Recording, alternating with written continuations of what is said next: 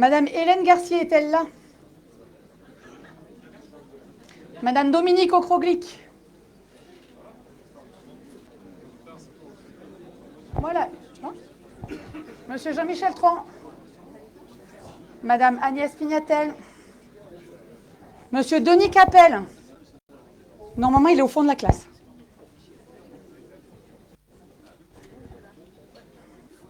Où est Dominique?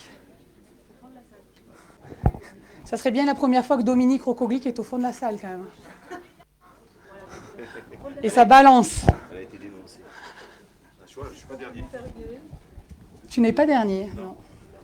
Est-ce qu'on m'entend bien? Je crois qu'on m'entend bien, non?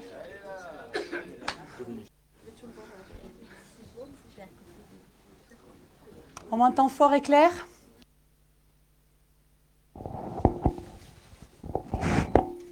Je ne vais pas pouvoir faire beaucoup mieux, mais je vais pousser un peu la voix s'il faut. Non, Nico, pas plus. Monsieur le sous-préfet, monsieur le président du conseil départemental, monsieur le conseiller régional représentant Renaud Muselier, monsieur le président de l'association des maires ruraux, messieurs les présidents de communautés de communes, mesdames, messieurs les maires, mesdames, messieurs les conseillers municipaux, mesdames, messieurs, en vos grades et qualités, mesdames, messieurs les différents chefs de service et directeurs, mesdames, messieurs les chefs d'entreprise présents en nombre ce soir, mesdames, messieurs les membres présidents d'associations, chers amis, chers Ubayens, chers Condaminois, chères Condaminoises, parce que j'ai beaucoup de Condaminois et de Condaminoises. Quelle joie de vous retrouver. Des années que les portes de la maison de la Vallée ne s'étaient pas ouvertes, des années que nous ne nous sommes pas retrouvés ici, en famille, entre amis, simplement entre Ubayens. Cela faisait trop longtemps que la Bréole et Saint-Paul ne s'étaient pas retrouvés, que le Soz et Pralou n'étaient pas dressés côte à côte et que les communes dans leur totalité ne s'étaient pas senties chez elles, ici, dans la communauté de communes. Une communauté de communes que je veux retrouver, une communauté de communes que je souhaite disponible, libre et indépendante, en ordre de marche, au service des communes qui composent notre si chère vallée de l'Ubaye. Alors en politique, souvent, on dit c'est un marathon, une course dans la durée. Eh bien, dans notre cas, ça ressemble plutôt à un sprint, une course contre la montre. Vous me demanderez pourquoi? Parce que trop de temps a été perdu et trop d'années ont été gaspillées, trop de dossiers ont été à l'arrêt et trop de services ont été dépourvus de personnel.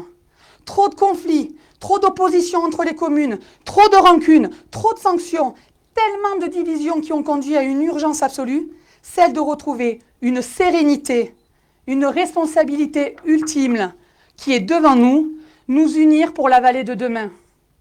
J'emprunterai cette phrase, si chère à Renaud Muselier, chassé en meute. Le président de la région qui vit vallée de l'Ubaye, qui respire vallée de l'Ubaye et qui est si attaché à l'apaisement et au développement de notre territoire. Et je vous propose qu'on l'écoute. Il a souhaité être parmi nous ce soir à travers un petit clip vidéo qu'on va vous diffuser. Bon, ben, nous avons jusqu'à la fin du mois de janvier pour se souhaiter une bonne année. Et donc là, bien sûr, par ma vallée de cœur, c'est cette vallée de l'Ubaye, avec cette communauté de communes, avec quelques très belles stations. Et nous étions la semaine dernière avec nos amis de la vallée, avec Elisabeth Jacques, avec le maire de Pralou, le maire de Barcelonnette, avec le maire du Sauze, sur la Foudalos et cette liaison absolument indispensable pour l'avenir des Alpes de Haute-Provence. Et je tiens à saluer, bien sûr, la présidente Eliane Barré. Mais ce soir, c'est les vœux de la communauté d'agglomération. C'est un endroit merveilleux, magnifique, magique. C'est la présidente Elisabeth Jacques, qui est une femme pour laquelle j'ai beaucoup d'estime. Maire de la Condamine, elle s'investit beaucoup sur ce dossier, sur le dossier du développement de la vallée, de son équilibre territorial, de ce budget vert que nous portons nous à la région, qui est absolument indispensable pour l'avenir de notre région, pour l'avenir de notre département des Alpes de Haute-Provence, pour l'avenir de cette vallée qui est honnêtement une des plus belles de la région, de fait. Et donc les projets, notamment sur le centre, le Fort Romeu des Alpes, ça a beaucoup de sens pour l'avenir, en termes d'emploi, en termes d'aménagement urbain, en termes de protection de la nature, en termes de développement économique. Enfin, c'est les facettes du diamant. Voilà. Et dans les facettes du diamant, la vallée de l'Ubaye est une facette qui brille et qui a toute sa place dans cette magnifique région. Merci à Elisabeth, merci à cette présidente remarquable. Merci à vous tous pour votre contribution et pour votre présence ce soir. Vive la région Sud, vive la France, vive l'Europe et surtout vive l'Ubaye. Merci beaucoup. On fera mieux avec le son, je pense. Un petit peu problème technique, je pense. Le président Muselier était ici même donc dans la vallée, pas plus tard que le week-end dernier. Il m'a rappelé à maintes reprises son attachement pour l'Ubaye, pour ses projets, pour l'Ubaye. Et avec cet objectif des Jeux Olympiques 2030, avec l'idée structurante de construire un centre d'entraînement, de perfectionnement, de rééducation pour les sportifs de haut niveau, l'accueil de délégations de toutes disciplines, toutes saisons, toute nationalité, des infrastructures qui permettront à notre vallée d'être à la pointe en matière de sport, mais également en matière de formation, un équipement qui est indispensable pour les Jeux Olympiques, c'est vrai, mais pas seulement. Structurant pour l'avenir de la vallée, les valeurs du sport, je les défends, je les promeus et je me battrai pour que cette manne financière inouïe soit bénéfique à notre territoire. La devise de l'olympisme, vous la connaissez certainement tous, Citius, Altius, Fortius et surtout Communitare. Autrement dit, plus vite, plus haut, plus fort et surtout ensemble. Je ne laisserai pas certains accusateurs énoncer de fausses informations concernant un soi-disant hausse de fiscalité, accusant des dépenses surréalistes qui seraient portées par les Ubayens.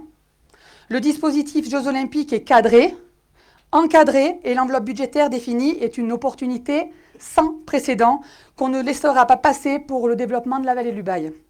Je n'écoute pas ceux qui s'opposent sans essayer de construire.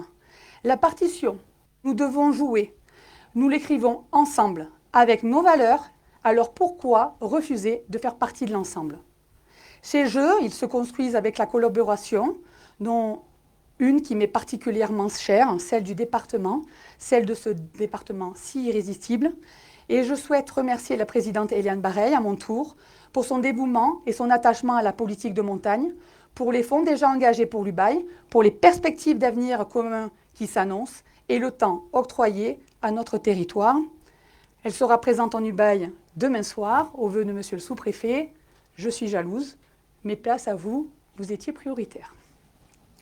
Eliane a souhaité également être parmi nous ce soir, et donc je vous présente ces quelques mots que j'espère un peu plus intelligibles.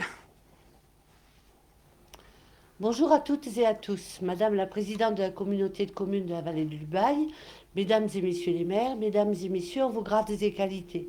Permettez-moi en mon nom et en celui des conseillers départementaux de vous adresser mes vœux les meilleurs pour vous, pour vos proches, bien entendu pour votre vallée et vos communes. D'abord, peut-être un petit rappel. Vous savez que le département est à vos côtés, pour vos communes, bien sûr. Et je n'en veux que pour preuve les 26 millions d'euros engagés sur votre vallée depuis 2021. Par ailleurs, nous sommes bien conscients des problèmes rencontrés par vos habitants dans la vallée suite aux intempéries du 1er décembre. Évidemment, nous ferons le maximum pour que ces problèmes soient résolus et que vous retrouviez un peu plus de sérénité sur la circulation dans vos routes. Deuxièmement, je voudrais quand même vous dire, bien sûr, que nous serons présents aussi pour les JO de 2030, que nous y travaillons déjà et que nous serons là aussi en soutien de votre vallée. Nous sommes conscients des enjeux que portent les JO 2030 pour votre territoire et bien entendu, nous ferons en sorte, avec la région, d'être présents. En tous les cas et en tout état de cause, je tiens à vous renouveler tous mes vœux pour 2024. Bonne et heureuse année.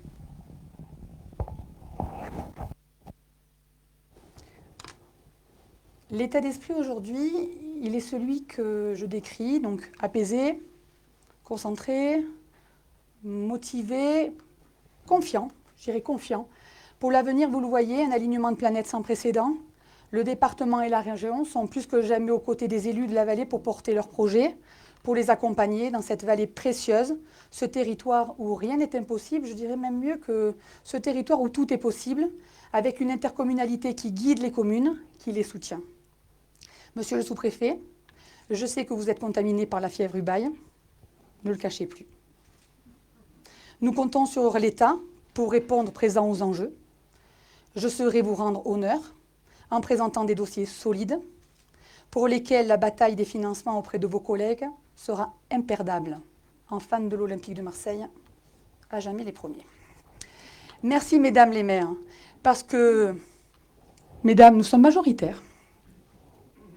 Merci, messieurs les maires, parce que vous ne manquez pas d'énergie. Merci pour votre engagement à mes côtés. Merci de vous battre pour cette vallée où rien n'est comme ailleurs. Aujourd'hui, votre organigramme de la structure est bouclé. Le projet politique est tracé. L'ambition pour l'UBAI est donnée. Alors bien sûr, la tâche est immense. Et à l'heure où les stations de ski doivent se réinventer, au moment où l'opportunité nous est donnée de pouvoir voir plus grand pour nos territoires préservés, on saura conserver sa nature privilégiée. Je ne souhaite pas opposer préservation et développement, mais je n'accepte pas l'activisme comme menace absolue au développement socio-économique du territoire. Dans les années qui arrivent, des investissements devront être réalisés au nom du développement économique, au nom du développement touristique, mais pas seulement, au nom des services publics et des missions qui sont celles de la Comcom. J'ai souhaité créer dans un nouvel organigramme un pôle cadre de vie que j'ai confié à la meilleure d'entre nous, car les services à la population, l'accompagnement solidaire fait partie des missions essentielles de l'intercommunalité.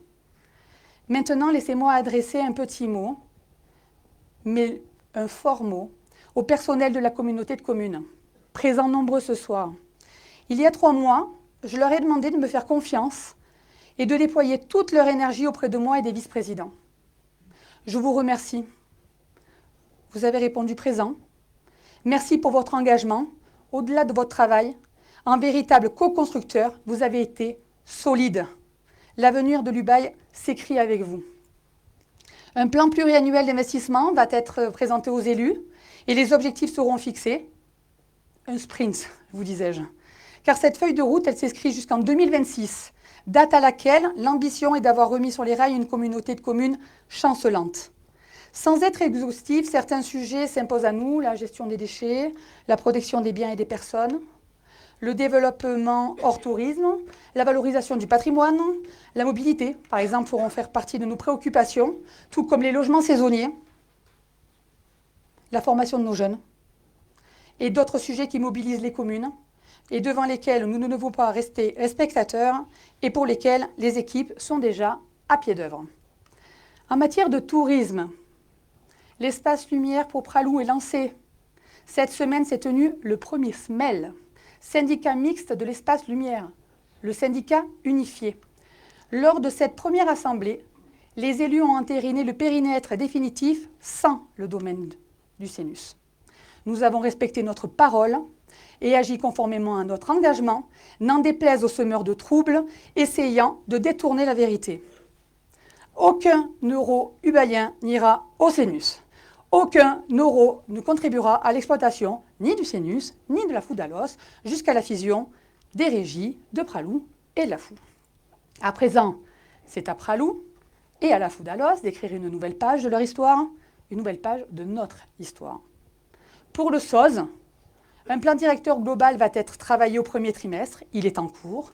Il sera présenté pour concertation aux élus, à la mairie et aux acteurs socioprofessionnels d'ici le mois de juin et les investissements nécessaires seront priorisés mois de juin où nous fêterons le lancement de la tyrolienne sur SuperSOZ. Concernant Sainte-Anne, c'est un positionnement immersif. Une station nature qui va être travaillée, amateur de grands espaces, et il y en a ici, et de parenthèses blanches, soyez prêts. Les sites nordiques, quant à eux, s'inscriveront dans l'aventure JO 2030 pour enfin finaliser leur positionnement, leur destinée, celle du ski nordique et du biathlon sur le plus beau site d'Europe. Je n'oublie pas évidemment l'attractivité d'été. Je ne ferme pas les yeux devant le magnifique lac de Serponçon. Certains m'en voudraient trop. Les investissements ubaïens du plan de résilience seront finalisés dès 2024. Comme je vous le disais, le projet politique, c'est l'avenir de la vallée et celui-ci doit nous permettre de rêver bien plus grand. Et pour cela, nous allons vous passer une petite vidéo d'amoureux de la vallée de l'Ubaï. Il s'agit d'une réédition.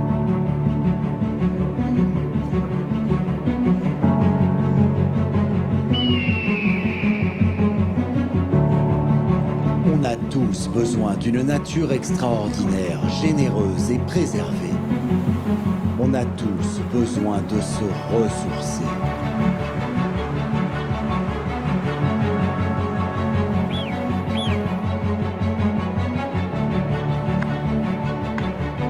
On a tous besoin d'air pur, de grands espaces et de la lumière des montagnes du Mercantour.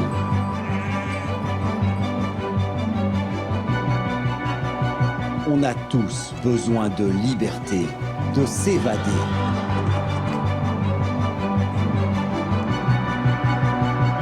On a tous besoin de prendre de la hauteur et de vivre de nouvelles aventures au sommet.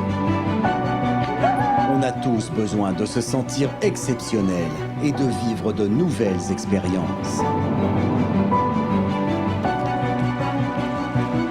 On a tous besoin de se dépasser, de se défouler, de trouver son équilibre.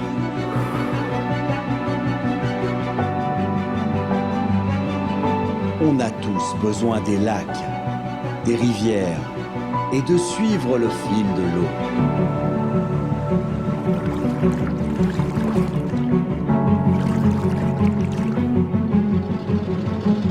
On a tous besoin de voyager, de découvrir, d'explorer de nouvelles contrées.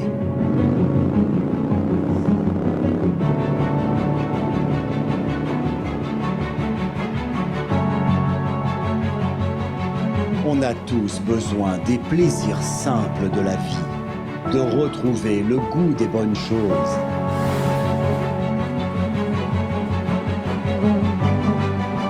Besoin d'authenticité et de convivialité.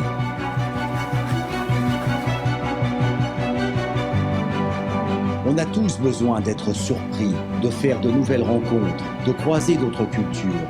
On a tous besoin d'être ensemble, de partager. On a tous besoin de contempler, de rêver sous les étoiles.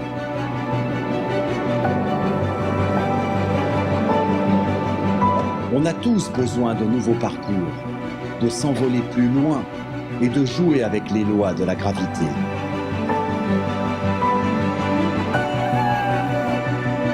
On a tous besoin d'insolites, de vacances inoubliables et de souvenirs merveilleux.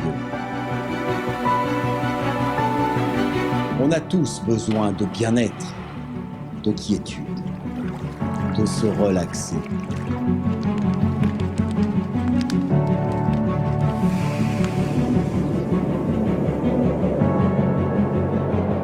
Parce que l'on a tous besoin de retourner à l'essentiel, on a besoin des Alpes de Haute-Provence. On a besoin de la vallée de l'Ubaye.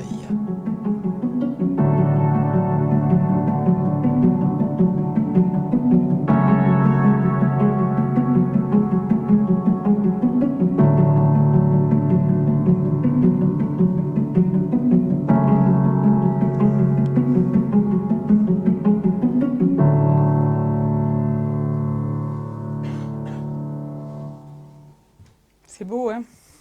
C'est chez nous.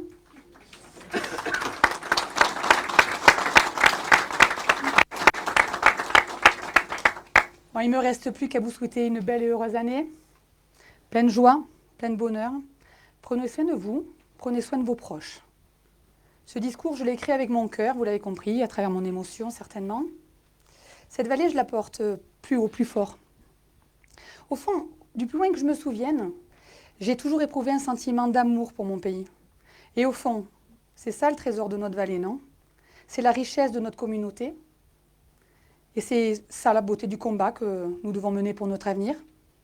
Vous pouvez compter sur moi. Merci à tous. Une très belle et très belle nouvelle année. Et une très belle soirée ensemble. Merci.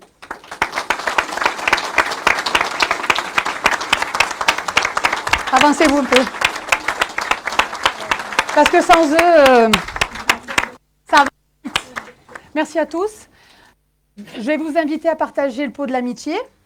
Je tiens à remercier l'entreprise Offset qui nous a fait l'amitié de réaliser le buffet, parce que c'est important de les citer. Je souhaite remercier aussi la Maison des produits du pays, la section également Arcu, les 4 jeunes qui vont nous servir, qui viennent de cette section et qui nous font l'amitié d'être là ce soir et d'assurer le bon service. Encore une fois, belle heureuse année. Et maintenant, buvons un coup. Je tiens également donc à vous signaler qu'on a une chance inouïe. On a notre directrice de l'école artistique qui m'a fait la surprise de nous amener ce qui est cher à mon cœur, et elle le sait, Guy Zépé, qui vient magistralement auprès de mon ancienne prof de piano jouer un morceau. Et la deuxième, nous avons Thomas qui nous réalise un joli portrait d'un bouquetin pour une connaissance. Il nous a beaucoup ému. La réintroduction des bouquetins, je parle sous la bienveillance du Mercantour qui est droit face à moi, c'est bien une réintroduction pilotée avec la mairie de Méronne, dont mon père était le maire. Donc la boucle est bouclée et c'est un véritable honneur. Merci beaucoup.